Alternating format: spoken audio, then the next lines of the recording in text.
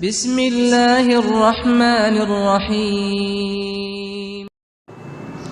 الحمد لله كفى وسلام على عباده الذين اصطفى من بعد.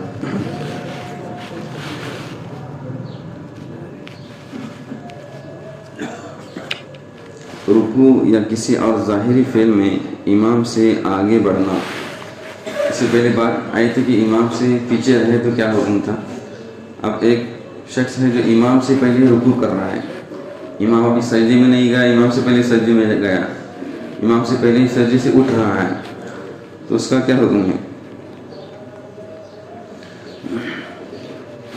جبکہ ایک حدیث میں آیا ہے، آپ صلی اللہ علیہ وسلم نے فرمایا، کیا تم میں سے کوئی اس بات سے نہیں ڈرتا کہ اپنا سر رکوع یا سجدے سے امام سے پہلے اٹھانے کی وجہ سے اللہ تعالیٰ اس کا سر گدھے کے سر کی طرح کر دے گا. بخاری، ابو داؤد، ترمذی، نسائی. آپ نے فرمایا کہ تم میں سے کوئی اس بات سے نہیں ڈرتا کہ اپنا سر رکوع یا سجدے سے امام سے قبل اٹھانے کی وجہ سے اللہ تعالیٰ اس کا سر گدھے کا سر کر دے. تو اس میں گویا کہ وعید بیان کی جا رہی ہے، ڈرایا جا رہا ہے کہ امام سے پہلے ہمیں رکوع سے نہیں اٹھنا ہے، یعنی امام سے پہلے کوئی کام نہیں کرنا ہے. لہذا اگر کامل ایک رکن آگے نہ بڑھے، مثلا امام سے قبل رکوع کیا لیکن امام رکوع میں پہنچنے سے پہلے رکوع سے سر نہیں اٹھایا تو نماز باطل نہیں ہوگی. عمدن جان بوجھ کر اس طرح کرے یا سہون کرے.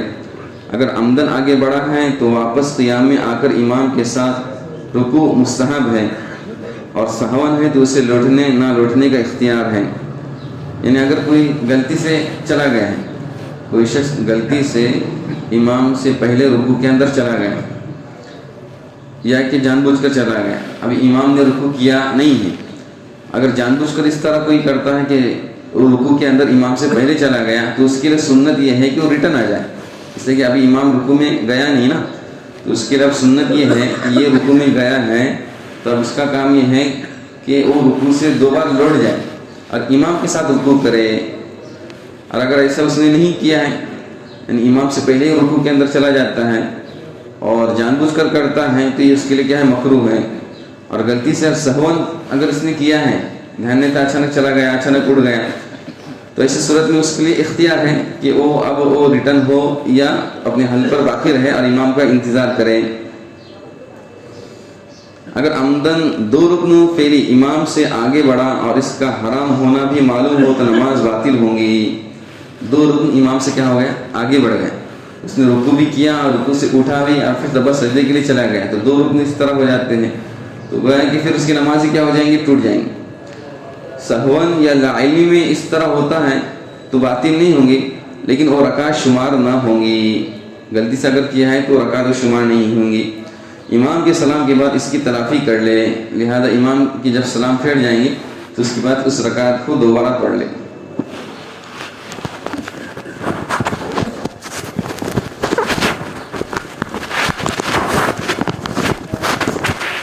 کچھ مسائل تھے.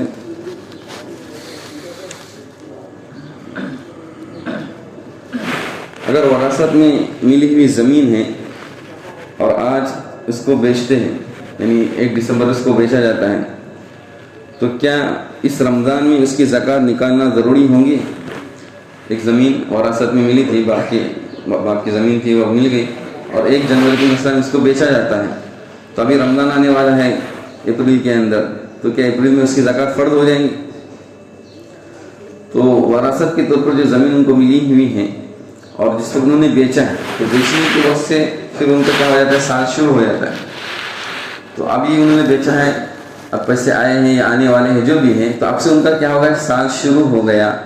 تو آئندہ 2023 کے 1 جنوری تک ان کے پاس اس پیسے باقی ہیں تو پھر اس پر کیا کہیں گے، زکوٰۃ فرض ہو جائے گی، اس پر زکوٰۃ فرض ہو جائے گی. اور ابھی زکوٰۃ فرض نہیں ہے، لہذا اگر وہ نکالنا چاہے تو ابھی نکال سکتے ہیں. ابھی رمضان میں نکالنا چاہے تو یعنی وقت ہونے سے پہلے، سال ہونے سے پہلے زکوٰۃ نکالی جا سکتی ہے. البتہ وقت ہونے کے بعد نکالنا پھر کیا ہو جاتا ہے، فرض ہو جاتا ہے، واجب ہو جاتا ہے. لہذا آئندہ سال وہ 23 کے 1 جنوری کا حساب کریں گے کہ مجھ پر کتنے میرے مجھ کو پیسے آئے تھے، جیسے 10 لاکھ روپے آئے تھے، اب باقی کتنے ہیں، تو باقی سمجھو کہ ان کے پاس 5 لاکھ باقی رہ گئے، بقیہ 5 لاکھ انہوں نے کھا پی کے ختم کر دیے، گھر بنا دیا، گاڑی خرید لی، تو اس پر زکوٰۃ نہیں. لیکن وہی پیسے اگر انہوں نے بزنس میں لگائے، دھندے میں لگائے، تو پھر اس کے اندر زکوٰۃ کیا ہو جاتی ہے، لگ جاتی ہے. اور پھر لہٰذا اس کو حساب کریں گے کہ سال کے آخر میں اب ہمارے پاس کتنا پیسہ باقی ہے، اور پھر ہم نے سال میں زکوٰۃ کتنی ادا کی ہے. لہذا ان کے اوپر 25,000 کی زکوٰۃ آ رہی تھی، 10,000 وہ سال بھر میں بانٹ چکے ہیں، تو آئندہ 1 تاریخ کو، 23 کی 1 تاریخ کو، تو ان کے اوپر صرف گویا کہ جتنی پیسے کی یعنی زکوٰۃ باقی ہے وہ کیا کریں گے، ادا کریں گے. 25,000 میں سے 10,000 دے یا 15,000 انہوں نے دیے، تو 10,000 اس کو نکالیں گے. ان سال بھر میں اکثر تقاضے آتے رہتے ہیں، کسی کا کیا مسئلہ ہے، کسی کا کیا مسئلہ ہے، تو درمیان کے اندر ہم زکوٰۃ نکال سکتے ہیں. ایک ڈائری رکھی جائے، حساب رکھی جائے کہ میں کتنا سال بھر کے اندر زکوٰۃ دے رہا ہوں. سال کے آخر میں دیکھیں، یا اس کو کسی کو رمضان میں حساب کرنا تو رمضان میں دیکھیں، رمضان اس کے بزنس چل رہا ہے، کیا چل رہا ہے، تو سال بھر میں کتنی، اصل رمضان کے حساب سے سال نہیں ہوتا، اصل جو ہم بزنس شروع کرتے تو اس کے حساب سے کیا رہتا ہے، سال رہتا ہے.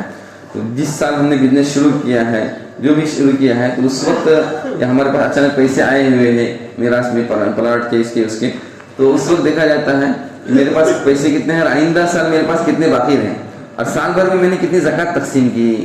لہذا رمضان ہی کے اندر زکوٰۃ دینا چاہے ایسا نہیں ہے، بلکہ سال بھر آپ زکوٰۃ دے رہے ہیں تو اس کی حساب رکھیں، اور سال کے آخر میں دیکھیں کہ میں نے کتنی بانٹی ہے اور کتنی مجھ پر اب باقی ہے.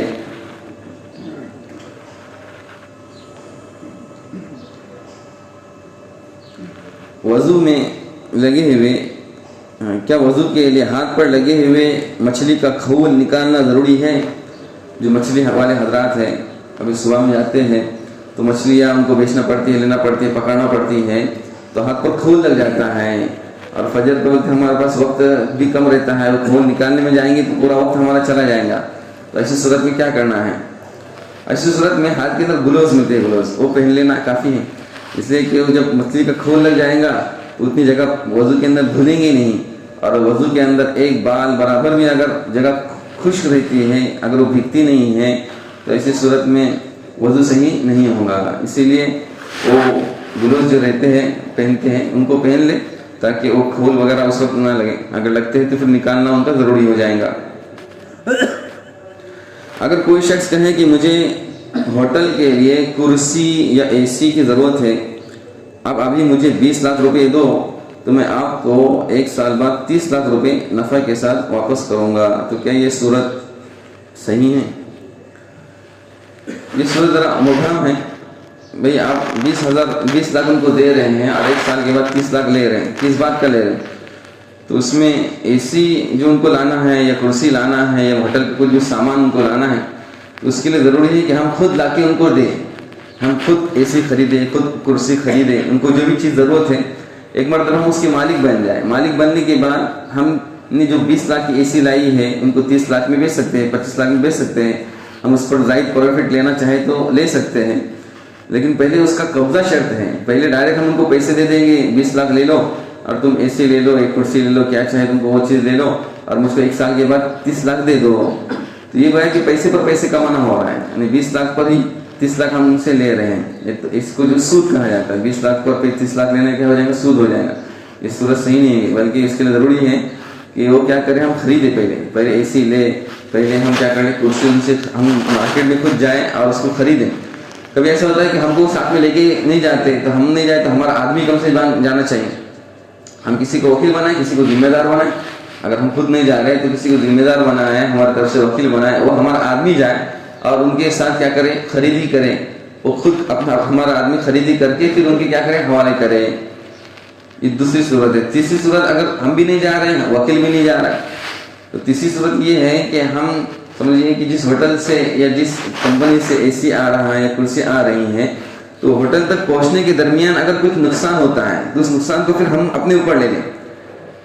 جس نے 20 لاکھ روپے لی ہے وہ کیا کرے، اس نقصان کو اپنے اوپر لے لے کہ کمپنی سے مال نکلا ہے، درمیان میں اگر کچھ ٹوٹ پھوٹ جاتا ہے تو اس کا نقصان مجھ پر رہے گا، ہوٹل والے پر نہیں رہے گا.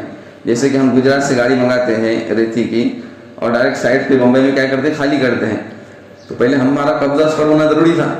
ہم کیا کر لیں، خود گجرات جائے, نہیں تو کم سے کم گاڑی جہاں پر ہمارے پاس آ رہی ہے بمبئی میں, ہم وہاں پر جائیں, ہمارا آدمی وہاں پر جائے, قبضہ کرے, پھر وہ کیا کرے سائڈ پر ہم کیا کرے خالی کرے. اگر یہ نہیں ہو رہا ہے تو آخری درجے میں سیمینار کے اندر جیسے کہ طے ہوا تھا کنڈوڑی کے اندر کہ اس کا پھر نقصان اپنے اوپر لے لیں. گجرات سے جو گاڑی نکلی ہوئی ہے اگر پلٹی ہوتی ہے کیا ہوتی ہے تو اس میں جو نقصان ہوگا وہ گجرات والے کا نہیں, کمپنی والے کا نہیں, اور نہ ہی بلڈر کا, بلکہ اپنا اوپر وہ کیا کر لے نقصان لے لے. تو آخری درجے میں پھر اس کی کیا رہیں گی گنجائش رہیں گی. ضمان اپنے اوپر لینا ضروری ہے. ایک مسئلہ ہے, اگر غلطی سے اپنے اکاؤنٹ میں دوسرے کے پیسے آ جائے تو کیا ان پیسے کو بزنس کے لیے استعمال کیا جا سکتا ہے؟ غلطی سے اگر کسی کے پیسے اپنے اکاؤنٹ میں آ جائیں تو یہ ایک طرح کا لقطہ ہے. لقطہ کا مطلب گیڑی ہی پڑی چیز کس طرح ہم کو ملتی ہے, تو اس کا حکم یہ ہے کہ اس کے مالک تک پہنچایا جائے, اس کے مالک تک ان پیسوں کو پہنچایا جائے. یہ ہماری ذمہ داری ہے. رستے میں کوئی چیز مل گئی, کہاں پر بھی کوئی چیز مل گئی, قیمتی چیز مل گئی ہے, تو اس کا بڑا انشاءاللہ ثواب ملے گا کہ ایک شخص کی ایک چیز گم ہو گئی تھی اور آپ نے اس کے ملانے کے لیے کیا کر دیا, تعاون کیا, مدد کیا, ایک مسلمان کی مدد کی, تو صدقے کا ثواب ملے گا. اس سے کوشش کریں کہ یہ رقم اس کو جلدی سے جلدی کیا کر دیں, واپس کر دیں. کہاں سے آئی ہے اسٹیٹمنٹ نکال کے معلوم کر لیں اور اس کو اگر پہنچا دیں. اگر وہ پہنچاتا نہیں ہے اور اس پیسے کو اپنے ساتھ بزنس میں لگاتا ہے تو اس کا پروفٹ اس کو دینا پڑے گا. اس پیسے کو یوز کرے گا تو اس کا جو پروفٹ آئے گا نا ان پیسوں کا, تو ان پیسوں کا پروفٹ بھی ساتھ میں اس کو دینا پڑے گا. اگر بزنس میں یوز نہیں کرتا ہے اور اپنے پاس ہی رکھتا ہے تو پھر جتنا پیسہ ہے اتنا اس کو کیا کرنا, لوٹانا ہے. لیکن دھندے میں لگاتا ہے تو ایسے صورت میں اس کو پیسہ پروفٹ کے ساتھ دینا پڑے گا. ایصال ثواب کرنے والے کو ثواب ملتا ہے یا نہیں؟ ہم نے کوئی بھی ایصال ثواب کیا, مرحومین کے نام کا ہم نے صدقہ کیا, مرحومین کے نام کا ہم نے تلاوت کی, کچھ ذکر کیا, کچھ سمجھ لیجیے کہ اذکار پڑھ کے ان کے وہ ثواب بخشا, تو پڑھنے والے ایک بار صدقہ کرنے والے کا دعا کرنے والے کو ثواب ملتا ہے کہ نہیں؟ ہاں, تو اس کو تو پہلے ملے گا. جو سمجھ لیجیے کہ ایصال ثواب کر رہا ہے نا تو اس کے ثواب میں کچھ کمی نہیں ہوگی. اس کے ساتھ سمجھ لیجیے کہ شریعت نے اس کو اختیار دیا ہے کہ اپنے ثواب میں دوسرے لوگوں کو کیا کر سکتے ہیں, شریک کر سکتے ہیں. قضا نماز جو ہے اس کے لیے تکبیر پڑھنا ہے یا نہیں؟ جیسے ہماری ظہر کی نماز قضا ہو گیا, اب میں ابھی پڑھ رہا تو اس کے لیے تکبیر اللہ اکبر اللہ کو جو پڑھتے ہیں, تو ہاں فرض نماز جو بھی ہو, آدھا ہو کہ قضا ہو, اس کے لیے تکبیر پڑھنا کیا ہے, یہ سنت ہے. فرض نماز جب بھی ہم پڑھیں گے چاہے آدھا ہو یا قضا تو اس کے لیے تکبیر پڑھنا یہ سنت ہے. شادی میں آئے ہوئے پاکٹوں کو سنبھال کر رکھنے کا کیا حکم ہے؟ شادی میں جو پاکٹ آتے ہیں نا تو ان کو سنبھال کے رکھا جاتا ہے, ان کے ناموں کو اتارا جاتا ہے, اور پھر جتنے کا پاکٹ دیا ہے, 200 کا دیا ہے, 100 کا دیا ہے, 50 کا دیا ہے, 500 کا دیا ہے, تو اتنے ہی پیسے پھر ان کی شادی میں ڈالے جاتے ہیں. اس کا شریعت میں کیا حکم ہے؟ تو اس کو معلوم کرنا چاہیں کہ شادی کی جو پاکٹ ہے وہ ہمارے لیے قرض کے طور پر آئے کہ ہدیے کے طور پر آئے. اگر قرض ہے تو اتنا ہی لوٹانا کیا ہوتا ہے, ضروری ہوتا ہے, اور ہدیہ ہے تو لوٹانا ضروری نہیں ہے. بلکہ حدیث میں آیا ہے, ترغیب آئی ہے کہ اگر کوئی تم کو ہدیہ دے تو تم اس کا بدل اس کو لوٹا دو, اگر نہیں ہو سکتے تو کم سے کم جزاک اللہ خیرہ کہو, جو اس کا اقل درجہ ہے. لہذا اس کا جو باقاعدہ اہتمام کیا جاتا ہے, سب کے نام لکھے جاتے ہیں, اس کا اماؤنٹ اس کے سامنے لکھا جاتا ہے, اور 200 ہے تو 200 ہی دیا جاتا ہے. اگر اللہ نے آپ کے اندر رشتے دار دی ہے, سامنے والے نے 200 دیا ہے, آپ 500 ڈالو تو 1000 ڈالو, اچھی بات ہے. سامنے والے نے 1000 دیے ہیں اور آپ کے اندر رشتے دار 1000 روپے کی نہیں ہے, 100 روپے کی رشتے دار ہے, آپ 100 روپے دے دو. وہ 900 روپے قرض لینے کی ضرورت نہیں ہے, قرض لے کے ہم اس کو لوٹانے کی ضرورت نہیں, اس لیے کہ قرضہ تو ہے نہیں, یہ تو ہدیہ ہے ان کا. لہٰذا اس ناموں کو بھی لکھنے کی ضرورت نہیں ہے اور نہ ہی پاکٹ سنبھالنے کی ضرورت ہے. بس یا گاڑی میں اگر وضو کرنا ممکن نہ ہو تو نماز پڑھنا ہے کہ نہیں پڑھنا؟ جیسے فجر کی نماز اگر کوئی بس میں ہے, جا رہا ہے, نماز قضا ہونے کا اس کو اندیشہ ہے, تو اب کیا کریں گا؟ تو ایسی صورت میں کوشش کریں کہ بس کسی طرح رک جائے, بس والے سے بات کریں, کسی ہوٹل میں رکی ہے تو اچھی بات ہے. آخری درجہ اس کا یہ ہے کہ اسی حال میں وہ کیا کر لیں گا, نماز پڑھ لیں گا. اگر اس کو وضو نہیں ہے تو اسی حال میں شافعی کے نزدیک اسی حال میں بیٹھے بیٹھے کیا کر لیں گا, وہ نماز پڑھیں گا بغیر وضو کے. اس کو فاقد الطہورین کہتے ہیں, جس کو وضو بھی نہیں اور تیمم بھی نہیں کر سکتا, تو وہ اسی طرح نماز پڑھ لیں گا اور بعد میں اس نماز کا کیا کر لیں گا, یہ ادا کر لیں گا, دوبارہ پڑھ لیں گے بعد میں اس نماز کو. سجدے کی آیت نماز میں پڑھے اور سجدہ نہ کرے تو کیا نماز کی بات کر سکتے ہیں؟ سجدے تلاوت جو رہتا ہے, سجدے تلاوت ویسا ہے کہ جس وقت ہم نے تلاوت کی ہے اسی وقت اس سجدے کو کرنا ہے. بعد میں اگر کرنے جائیں گے تو پھر وہ کیا ہو جائیں گے, فوت ہو جائیں گے. شافعی کے نزدیک سجدے تلاوت سنت ہے, احناف کے نزدیک سجدے تلاوت واجب ہے, اس لیے ان کے بعد میں بھی کرنا کیا ہے, ضروری ہے. اگر اس وقت نہ کیا تو شافعی کے نزدیک اسی وقت کرنا پڑتا ہے. اگر امام کے پیچھے ہے تو نہیں کر سکتا, امام کے پیچھے اور مقتدی نے سجدے کی آیت پڑھی تو نہیں کر سکتا. خود کی اپنی نماز ہے اور سجدے کی کوئی آیت پڑھی ہے تو اسی کو اس وقت کیا کرنا, اس کو سجدہ کرنا ہے. تاخیر کی وجہ سے اور سلام تک انتظار کرنے کی وجہ سے پھر وہ کیا ہو جائے گا, فوت ہو جائے گا, بعد میں کرنے کی ضرورت نہیں ہے. کسی کا کوئی سوال ہو تو کر سکتے.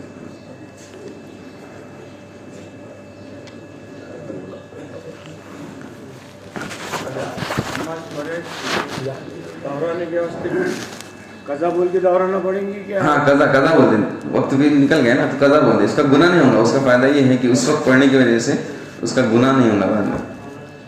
احناف کے نزدیک خالی نماز کی صورت اختیار کرنا ہے, احناف کے نزدیک نماز نہیں پڑھنا, قضا کی نیت کرنا. سفید داڑھی کو لال کرتے ہیں کیونکہ ان کو سجدہ حاصل ہوگی. سنت ہے نا, سنت ہے. سفید داڑھی کو لال کرنا ہی سنت ہے. سنت پر عمل کرنے کا ثواب ملتا ہے. موبائل میں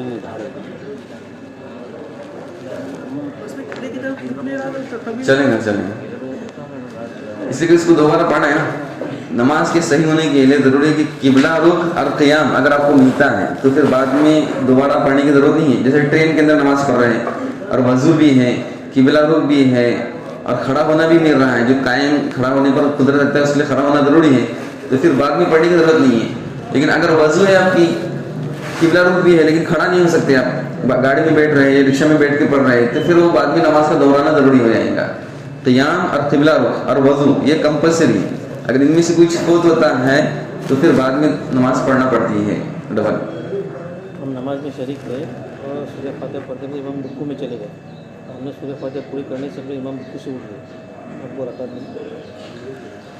تو اس میں دیکھنا بھائی کہ امام کے ساتھ جو آپ گئے ہیں تو ایک سبحان اللہ کی بقدر پمانت امام کے ساتھ رکوع میں ملی کہ نہیں ملی؟ اور نماز میں کھڑے تھے, امام کے ساتھ میں کھڑے تھے, وہ سورہ فاتحہ پڑھنے میں اتنا ٹائم گیا کہ امام رکوع سے اٹھ گئے. پہلی رکعت ہی آپ پہلی رکعت. ہاں, تو پھر ایسے وہ رکعت نہیں ملی آپ کو, نہیں وہ رکعت نہیں ملی. اس رکعت کو بعد میں پڑھنا پڑے گا, اس لیے کہ امام کے ساتھ ہم کو ججمنٹ ہونا چاہیے. پہلی رکعت ہے تو ایسی صورت میں امام کیا کرتا ہے, سورہ فاتحہ اٹھا لیتا ہے مقتدی کی. اگر اتنا موقع آپ کے پاس نہیں ہے کہ آپ اس کو مکمل کر سکتے ہیں تو جتنا بھی سمجھ لیجیے کہ اگر تھوڑی سی پڑھ رہی ہے اور لگتا ہے کہ امام اٹھ جائیں گے تو اس وقت آپ کو نہیں پڑھنا ہے. ایسا لگتا ہے کہ مکمل ہو جائیں گے, ایک دو آیت باقی ہے تو پھر پڑھ لینا ہے. اور پھر آپ پڑھنے ہی کے اندر مشغول ہو جاتا ہے, امام رکوع سے اٹھ جاتا ہے, تو پھر وہ رکعت آپ کی چلے گی. امام کے ساتھ رہنے کا بقیہ ارکان میں اور بعد میں ایک نماز کا ایک رکعت کا ارادہ کریں.